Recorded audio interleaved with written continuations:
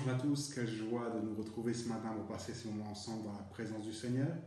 Sans tarder, je vais vous laisser avec Vanessa qui va nous conduire dans un moment de louange et on se retrouve tout de suite après pour continuer notre série sur être l'Église ou aller à l'Église.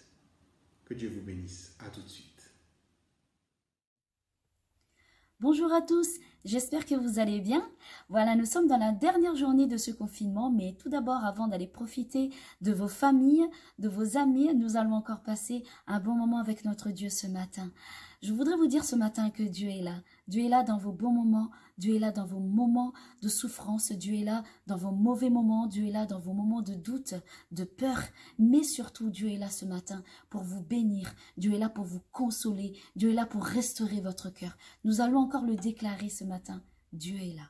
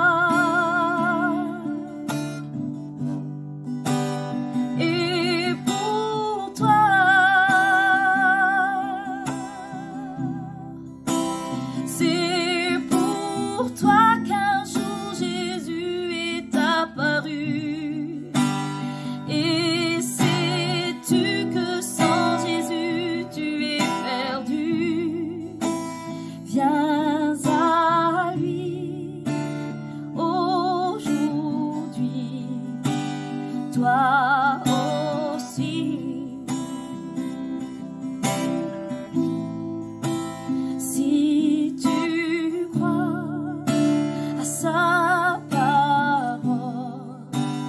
Dieu est là. Si tu crois, si tu crois à sa parole, Dieu est là. Une dernière fois, si tu crois, si tu crois à sa parole, Dieu est là.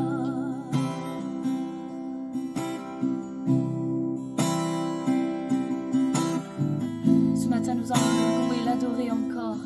Faites monter vos louanges, vos adorations vers notre Dieu, car il est digne de nos louanges, il est digne de nos adorations. Alléluia, Seigneur Jésus, merci. Merci parce que tu es là, Seigneur mon Dieu. Tu es là dans mes bons moments, comme dans mes mauvais moments, Seigneur. Alléluia, Seigneur Jésus.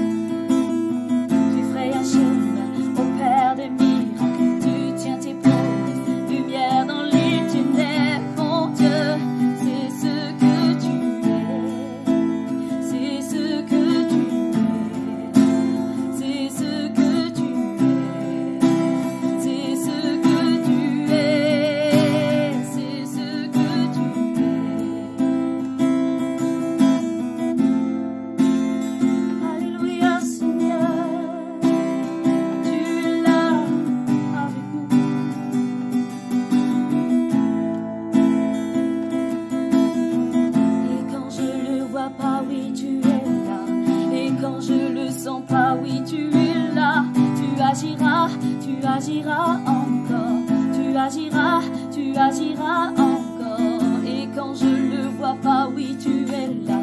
Et quand je le sens pas, oui, tu es là. Tu agiras encore, tu agiras encore. Et quand je le vois pas, oui, tu es là. Et quand je le sens pas, oui, tu es là. Tu agiras encore, tu agiras encore. Tu ferais un chemin au Père de miracles. Alléluia, Seigneur. Tu ferais un chemin au Père de miracles. Tu tiens tes promesses, lumière dans les ténèbres, mon Dieu, c'est ce que tu es. Tu fais un chemin au Père des miracles, tu tiens tes promesses, lumière dans les ténèbres, mon Dieu, c'est ce que tu es. Tu fais un chemin au Père des miracles, tu tiens tes promesses, lumière dans les ténèbres, mon Dieu, c'est ce que tu es, c'est ce que tu es, c'est ce que tu es, c'est ce que tu es, c'est ce que tu es. Tu es là, présent parmi nous, où je t'adore, où je t'adore. Tu es là, agissant parmi nous, où je t'adore, où je t'adore. Tu es là, restaure les cœurs brisés, où je t'adore, où je t'adore.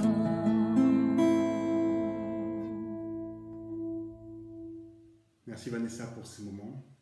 Voilà, j'aimerais continuer, donc comme je vous le disais tout à l'heure, notre série sur aller à l'église, être l'église et voir un peu les notions, les différences qu'il y a là-dedans.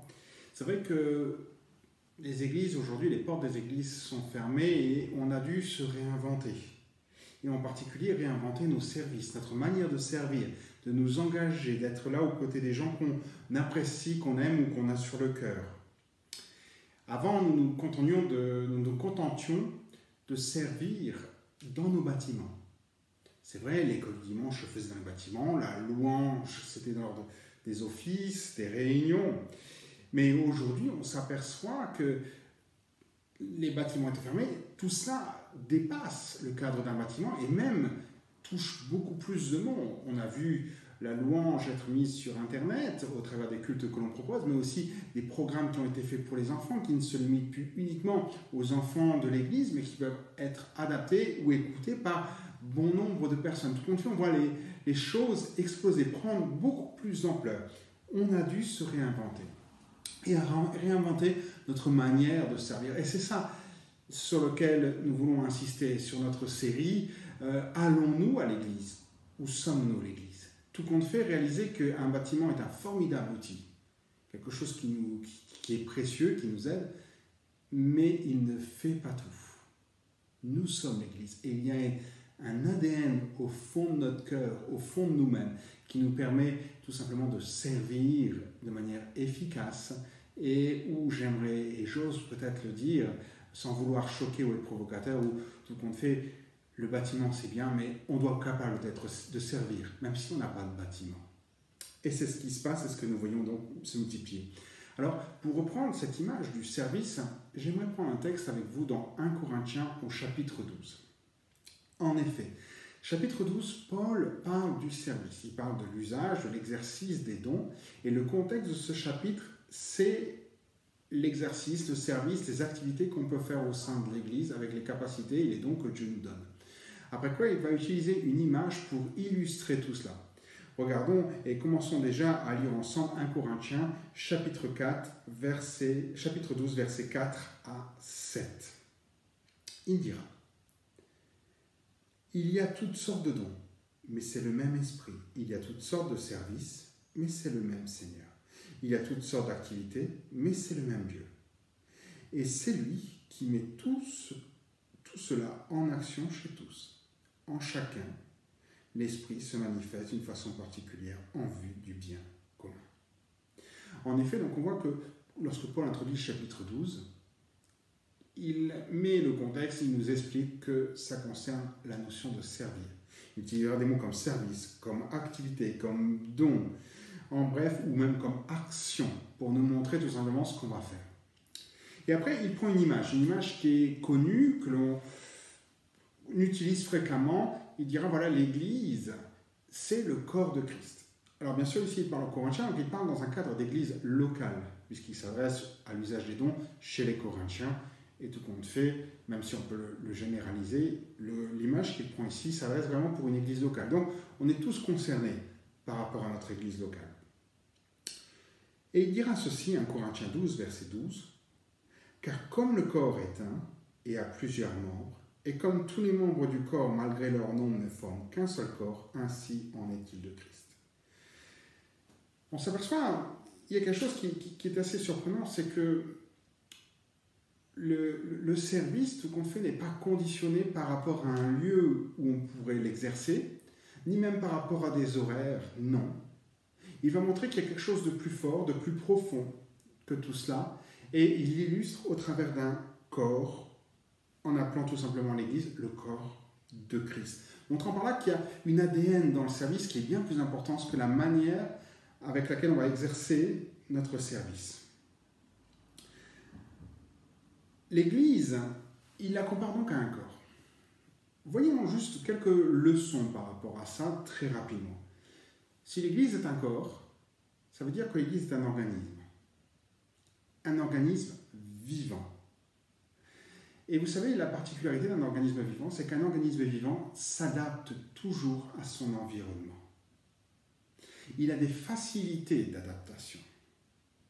L'Église, en tant que corps et en tant qu'organisme, a des facilités d'adaptation.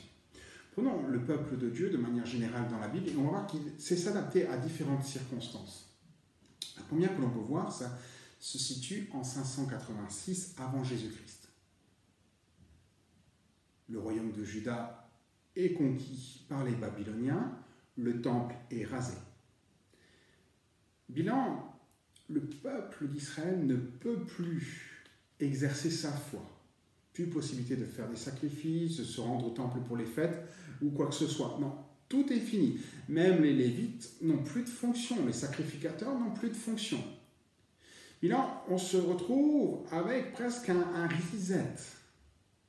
On ne peut plus rien faire. C'était le seul endroit où on pouvait adorer l'Éternel et il n'existe plus, il a été rasé, détruit.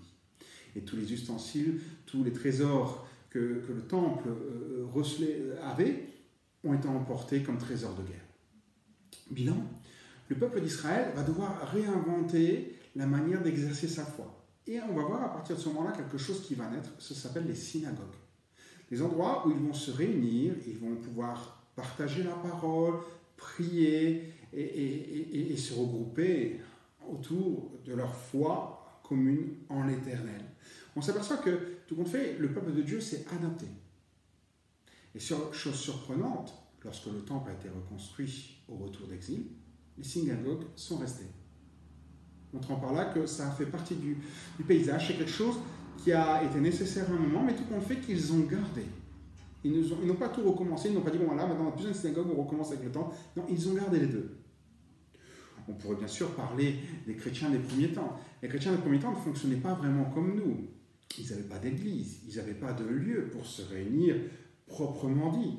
Acte 2, verset 46, il est dit, ils étaient chaque jour tous ensemble assidus au temple, et ils rompaient le pain dans les maisons. Ils prenaient leur nourriture avec simplicité de joie, avec joie et simplicité de cœur. Donc pas vraiment de lieu proprement dit de réunion.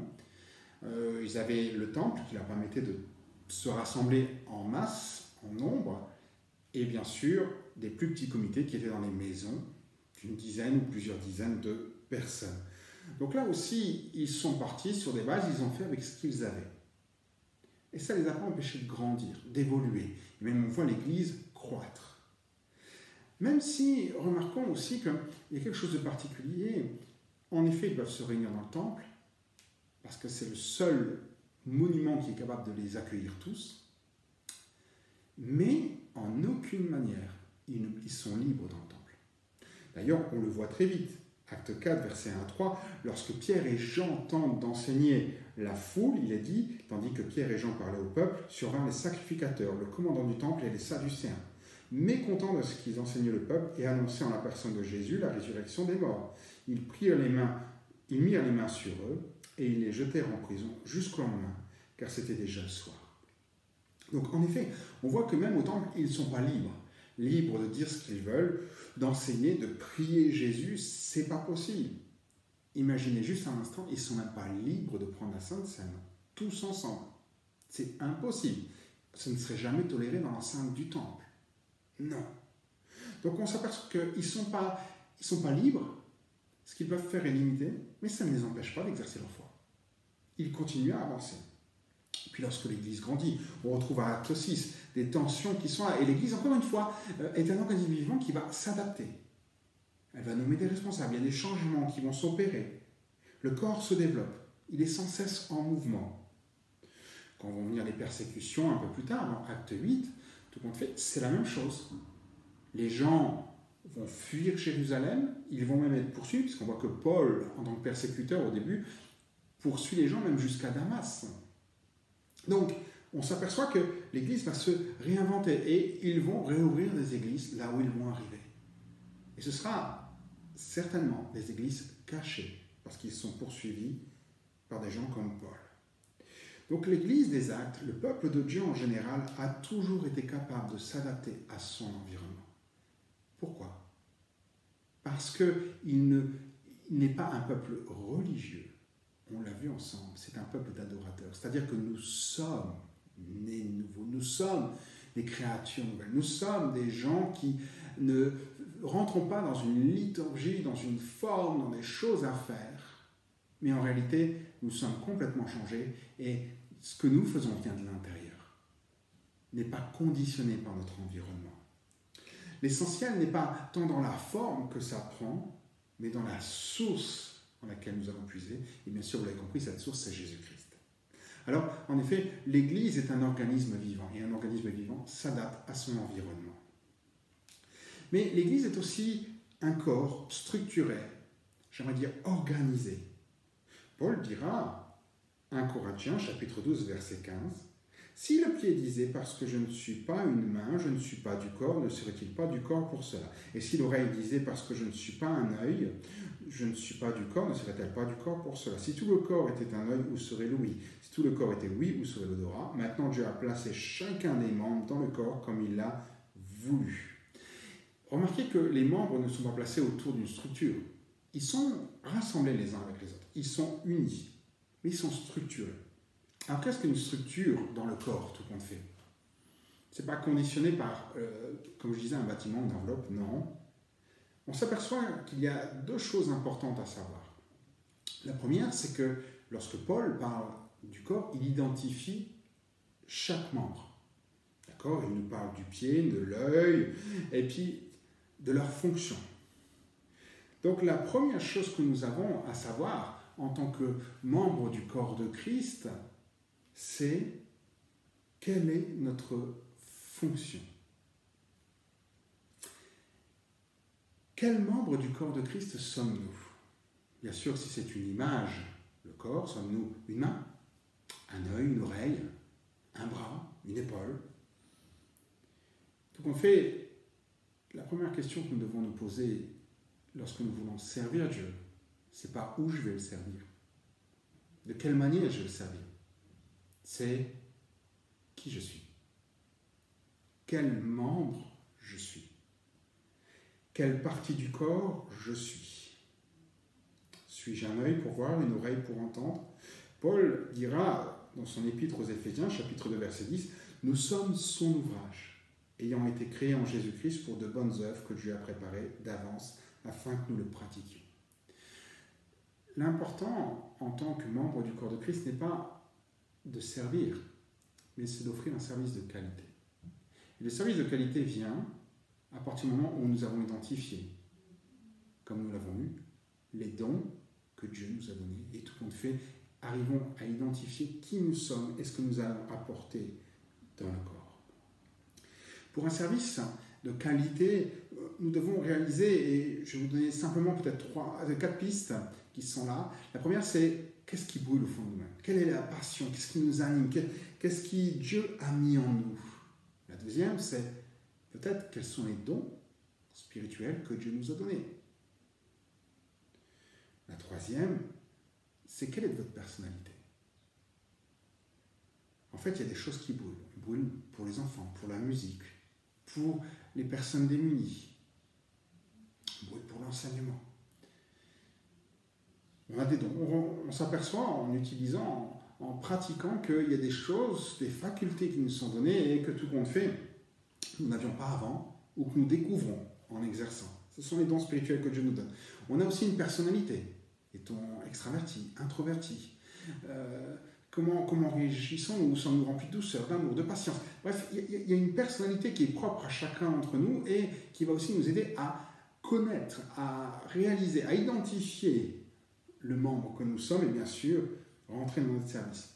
Une quatrième chose, c'est l'expérience. Quelle est notre expérience? Qu'avons-nous vécu?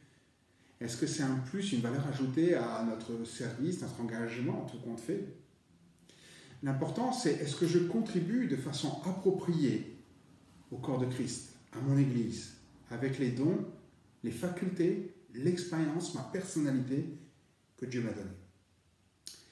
Laissez-moi vous dire une citation de C.S. Lewis. Il disait ceci: « Dieu semble parfois ne rien faire qu'il pourrait déléguer à ses créatures. Il commande que ses serviteurs fassent tout doucement et maladroitement, ce qu'ils peuvent faire parfaitement et en un clin d'œil. » Première chose, donc, je vous le disais, quand nous sommes membres du corps de Christ, c'est d'identifier quel membre nous sommes. D'accord? Maintenant, c'est pas parce que nous avons identifié quel membre nous sommes que tout est fini. Pourquoi?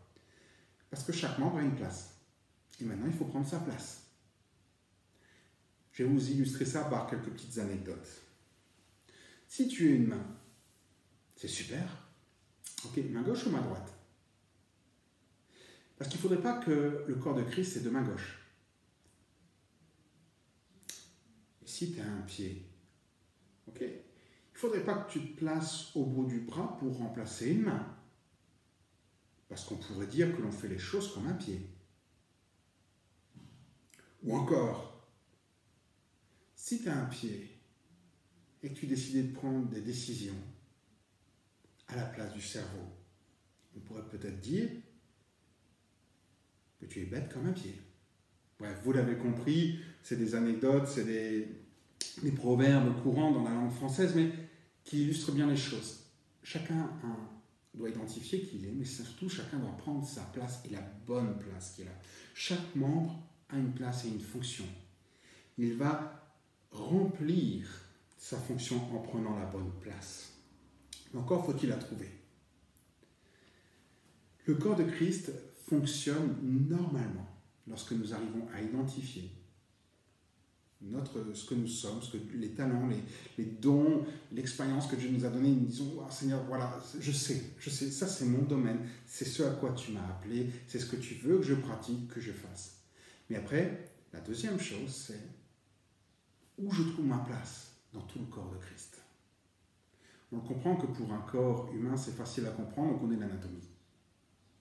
Maintenant, pour quelque chose de plus spirituel, symbolique, c'est peut-être beaucoup plus complexe à comprendre.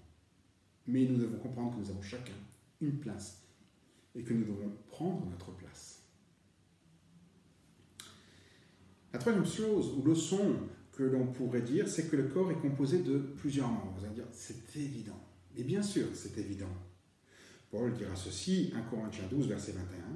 « L'œil ne peut pas dire à la main, je n'ai pas besoin de toi, ni la tête dire aux pieds, je n'ai pas besoin de vous. » Ce qui est surprenant dans cette image du corps, c'est que tout compte fait, Paul fait parler les éléments. La main parle aux pieds, à l'œil, et ainsi de suite. Donc, il y a une interaction. Une interaction qu'on peut retrouver dans l'anatomie, bien sûr, parce que les nerfs passent d'un membre à l'autre, le sang circule entre tous les membres, et voilà. Donc on s'aperçoit qu'il y a une interaction, mais Paul la mettrait simplement en faisant discuter, dialoguer les membres du corps. Et on s'aperçoit que les membres interagissent les uns sur les autres. Et que la survie d'un membre dépend de sa relation avec les autres.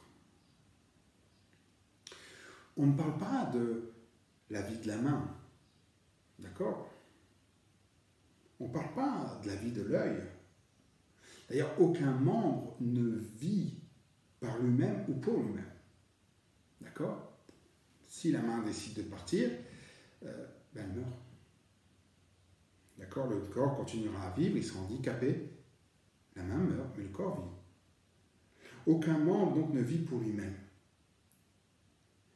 Les différentes parties participent tous à la vie du corps. Ils sont liés de manière fragile, et on le voit d'ailleurs dans la médecine, hein, il y a des choses qui sont très fragiles et qui peuvent facilement se détériorer dans les relations qu'on peut avoir entre la main, l'avant-bras ou d'autres choses. Et tout compte fait, nous devons réaliser que nous devons prendre soin des uns des autres.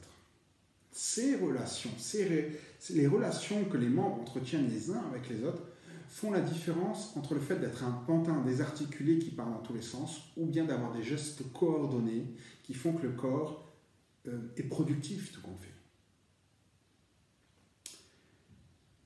Paul dira ceci aux Éphésiens, chapitre 4, versets 1 à 3.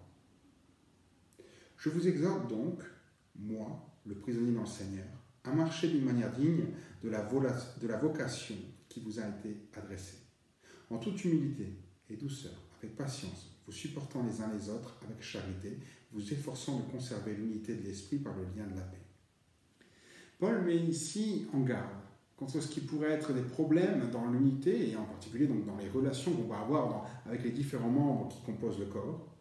Et il met au chapitre 2 3 domaines. On pourrait bien sûr développer tout ça, en rajouter d'autres, mais bon, on va s'arrêter sur ces 3 domaines-là.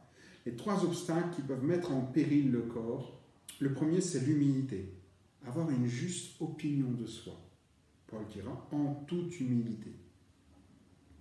C'est surprenant comme aujourd'hui, nous mettons l'accent, nous honorons des métiers qui, tout compte fait, il y a quelques années, ou quelques mois, quelques semaines, faisaient partie du paysage. On honore le personnel médical, et c'est une très belle chose.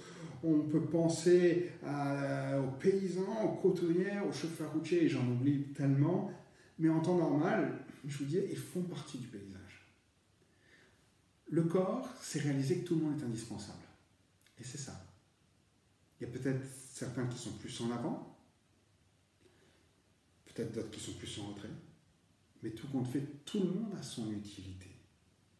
Tout le monde a son utilité. Et il faut avoir suffisamment d'humilité pour reconnaître que l'on n'est pas indispensable et que ce n'est pas parce qu'on est en avant en tant que prédicateur ou même dans la louange ou quoi que ce soit qu'on est indispensable. Non, on dépend des autres et on dépend les uns des autres. La deuxième chose qu'il met par rapport à nos relations, c'est la patience. Ça irait tellement mieux si on le faisait nous-mêmes des fois. Ça irait tellement plus vite. Mais parce que, justement, je ne suis pas un pied ou je ne suis pas une main, c'est pas à moi de le faire. Et il faut être patient, les uns avec les autres. De la douceur. On peut tellement briser des relations par des paroles blessantes, impatientes, remplies de colère, d'amertume. Non. Réalisons que la relation qu'on doit entretenir les uns les autres, de cette bonne relation, va sortir un service de qualité pour l'œuvre de Dieu. Des gestes coordonnés qui vont être le prolongement des mains, des pieds, de la pensée de Jésus. L'interaction entre les membres, leur service, leurs dons, leur capacité est inévitable. Et je vais même dire nécessaire.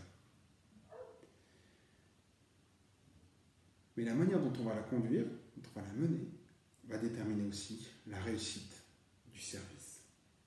Alors je ne vais pas être plus long que ça, nous amener à réfléchir et conclure. En effet, je rappelle, l'Église est un corps. Elle est un organisme vivant. Ce qui veut dire quoi? Elle s'adapte. Mais l'Église est aussi un corps structuré, organisé, où on doit chacun d'entre nous identifier quels sont les talents que Dieu nous a donnés.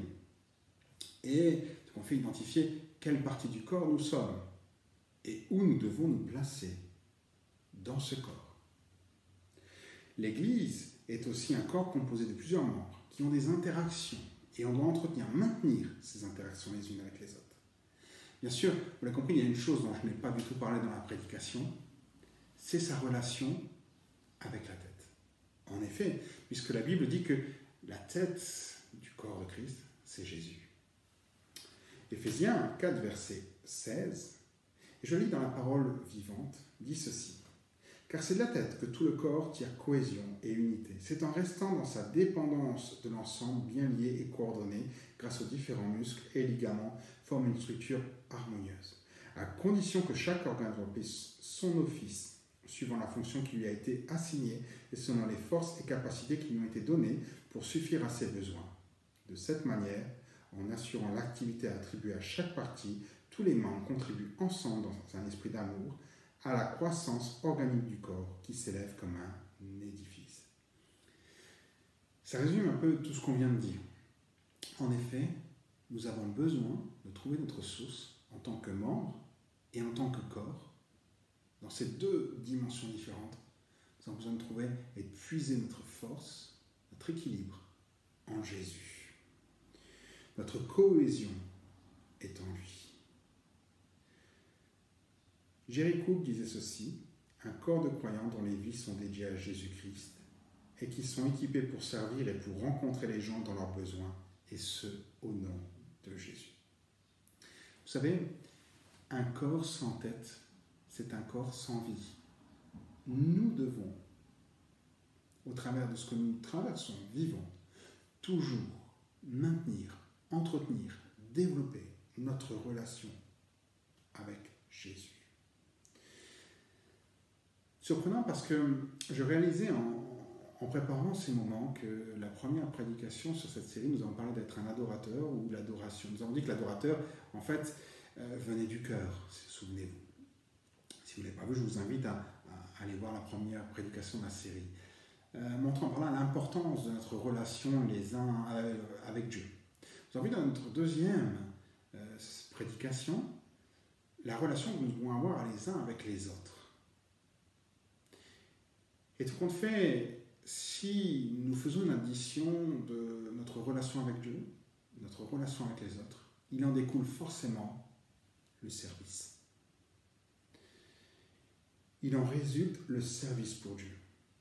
En tant que corps de Christ, nous sommes l'expression de la pensée, la continuation de ses mains, de sa parole, de ce qu'il est sur ce monde. Nous sommes la représentation physique de ce que lui désire spirituellement. On est le prolongement, l'action, la volonté de Jésus, tant que nous maintenons cette relation avec lui. Permettez-moi de prier quelques instants avec vous et de vous inviter peut-être chacun pour notre part à prendre conscience de tout ça. Et si aujourd'hui tu dis, il y a des choses qui ont changé dans mon église, j'attends que mon église réouvre pour servir, j'aimerais t'encourager à surtout rechercher qui tu es et à ne pas attendre. Tu fais partie du corps de Christ. Ne laisse pas un bâtiment fermé décider de ce que tu dois faire ou que tu arrêtes ton activité pour Dieu. Non. Ton cadre est bien plus grand que tout cela. Je t'invite à servir là où tu es, comme tu es, dans les talents, les domaines que Dieu t'a donnés. Parce que l'Église est un corps et qu'un corps s'adapte à ce qu'il vit. Seigneur Jésus, nous nous tournons vers toi ce matin. Nous sommes confiants, Seigneur mon Dieu, parce que aucune situation que nous traversons, Seigneur, n'est pas sous ton contrôle, Seigneur. Alors oui, ce matin, Seigneur, viens prendre ta place. Aide-nous, conduis-nous, inspire-nous, dirige-nous là où tu le désires. Je prie pour chacun d'entre nous, que nous puissions trouver notre place, Seigneur, nous adapter aux circonstances, à ce que nous découvrons aujourd'hui et continuer à remplir le mandat que tu nous as confié. chacun pour notre part, que ce soit parmi les enfants, parmi la louange ou parmi d'autres choses. Merci. Merci pour tout ce que tu fais. Merci parce que tu es là. Merci parce que tu prends soin. Merci parce que tu nous orientes. Que nous puissions toujours regarder à toi, Seigneur. Et quelles que soient les circonstances, continuer à être le prolongement de ta pensée, de ta volonté pour chaque personne qui souhaite te rencontrer. Je te demande maintenant ta grâce, ta bénédiction. Et je te prie, Seigneur, aide-nous à aller plus loin et conduis-nous à prendre la place, à être à la place que tu désires. Merci, Seigneur mon Dieu, de diriger toutes choses et de bénir chaque foyer que nous représentons. Amen. Voilà, nous arrivons à la fin de ces instants. J'espère que vous avez passé un bon moment dans la présence de Dieu et que vous en êtes ressortis enrichis, fortifiés. Pour ma part, je vous donne déjà rendez-vous à la semaine prochaine. En attendant, si vous voulez être informé sur toutes les actualités de notre chaîne et de l'église Le Phare à Pau, je vous invite à vous abonner à notre chaîne YouTube. Voilà, prenez bien soin de vous, passez une bonne semaine et que le Seigneur vous bénisse. À bientôt.